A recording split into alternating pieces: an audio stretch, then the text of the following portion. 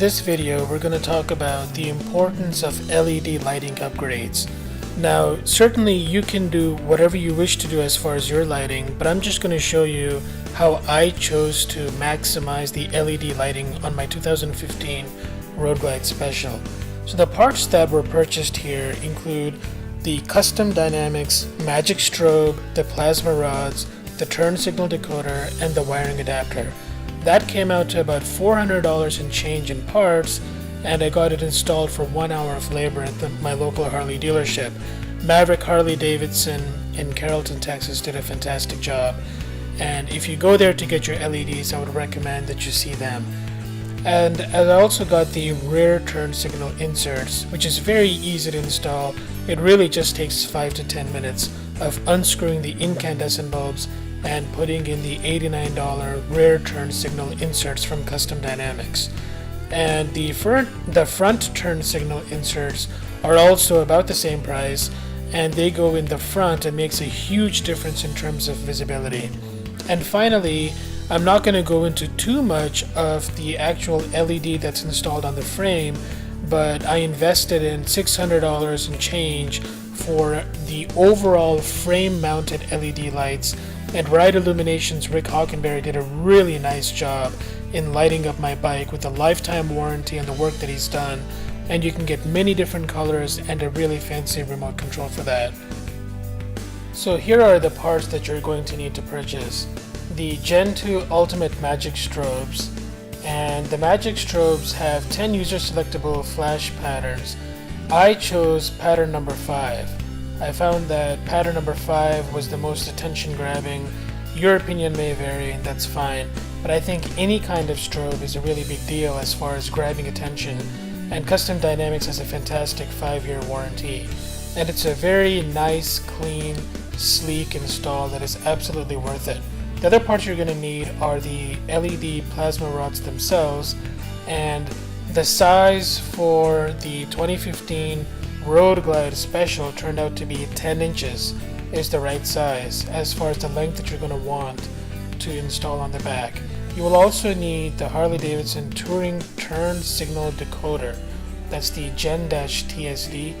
And finally, for the clean install, you really want to get the NPR BCM, and that's the universal wiring adapter, so that it minimizes the way in which you have to do an install. This just makes everything clean, fast, and simple. Especially on a new bike wiring, you really want to go with this kind of a harness. You'll see in this video what the lights look like in the dark. These are the Custom Dynamics LED inserts with the brakes turned off. So this is running light only. This is the look. It looks plenty bright as is. And when you depress the brake, I've got brake pattern 5 for the strobe that you're seeing here. Now you're not really seeing the plasma rod strobe because of the camera itself. You're only seeing the Custom Dynamics LED inserts that look like they're strobing, but the reality is everything is strobing. And you can see here the left turn signal is actually yellow, even though the camera is not reflecting that. And the right turn signal has also been wired to be a brilliant yellow. So you can clearly distinguish when the brakes are pressed, in which case everything is strobing red, and versus when the turn signals are turned on, in which case the plasma rods, the dual color plasma rods, which is what I have installed here, are flashing yellow. So I think having that yellow versus red is worth the $100 upgrade when you get the plasma rods, and make sure that the wiring, if you have any questions in the way in which the wiring should be done, Custom Dynamics has a fantastic help desk. They pick up the phone right away and they tell you exactly how it needs to be wired. So in my case, before I went to the Harley mechanic, I specifically learned from Custom Dynamics how the wiring needs to be so I could convey that for the install. What you saw a second ago was the hazard lights and what it looks like when the hazard lights are on.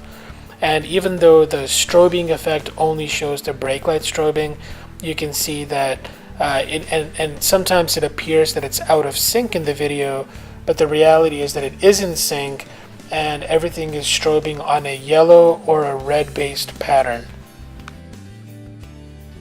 I'm going to show you here in a second the additional enhanced visibility having frame mounted overall LEDs makes.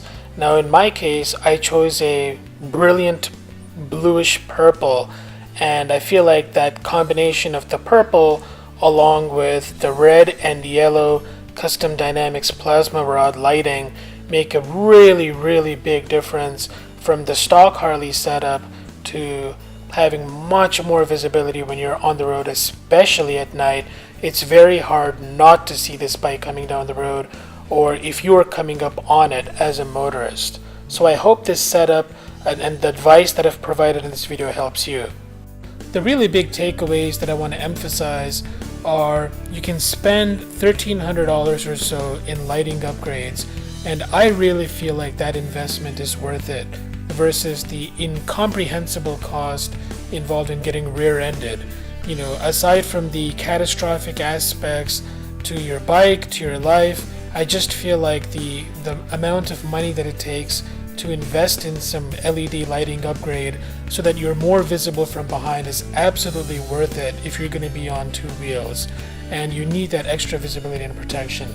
And the last thing that I wanted to mention here as a takeaway is the run, brake, turn setup. I specifically had my wiring done so that the plasma rods do not light up during the run phase. So only my stock Harley lighting with the custom dynamics inserts would be turned on for the run aspect, but for maximum visibility impact, I had the wiring when I specified to the Harley mechanic to set up the wiring, I wanted only the braking and the turning to be activated for the plasma rod. So that's my recommendation to you as well.